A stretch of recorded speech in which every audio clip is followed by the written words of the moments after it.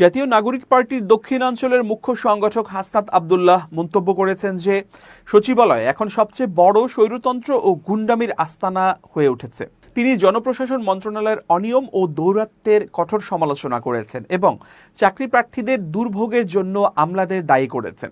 Bangladesh public service commission BSC BCS পরীক্ষাগুলোর অগ্রগতি বিষয়ক আলোচনা শেষে সাংবাদিকদের সঙ্গে আলাপকালে তিনি এ মন্তব্য করেন।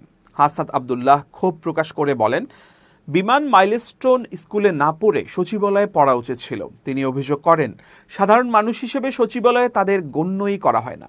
তিনি বলেন, জনপ্রশাসন মন্ত্রণালয়ের এই অনিয়ম ও দৌরাত্ম্য বন্ধ না হলে চাকরি প্রার্থীরা লাল ফিতার জটিলতা ও প্রভাবের শৃঙ্খল থেকে কখনোই মুক্তি পাবে না। এটি আমাদের জন্য সত্যিই দুর্ভাগ্য। এনসিপি নেতা মনে করিয়ে দেন, জুলাই মাসের গণ অভ্যুত্থান শুরু হয়েছিল বিসিএস বৈষম্য রোধের দাবিতে, অথচ অভ্যুত্থানের পরেও পিএসসির কার্যক্রমে সমন্বয়হীনতা বিদ্যমান। তিনি অভিযোগ করেন, জনপ্রশাসন মন্ত্রণালয়ের কর্মকর্তারা এখনও কেবল ভাগ বাটোয়ারা ও পোস্টিং নিয়েই ব্যস্ত সময় পার করছেন।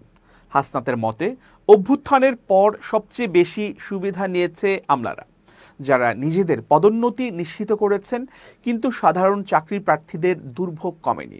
হাসনাত আব্দুল্লাহ জনপ্রশাসন মন্ত্রণালয়কে এখনই সংস্কার করার আহ্বান জানিয়ে বলেন, তাদের অগ্রাধিকার তালিকায় চাকরি প্রার্থীরা নেই এবং সেখানে যারা দায়িত্বে আছেন তারা সময়ের সঙ্গে তাল মেলাতে পারছেন না। এই অলক্ষতা ও উদাসীনতাই নতুন প্রজন্মের মধ্যে ক্ষোভ সৃষ্টি করেছে। তিনি উল্লেখ করেন, পিএসসি আন্তরিকভাবে 1 বছরের মধ্যে বিসিএস শেষ করার সুপারিশ করলেও চাকরি বিধি সংশোধনের এখতিয়ার জনপ্রশাসন মন্ত্রণালয়ের হাতে।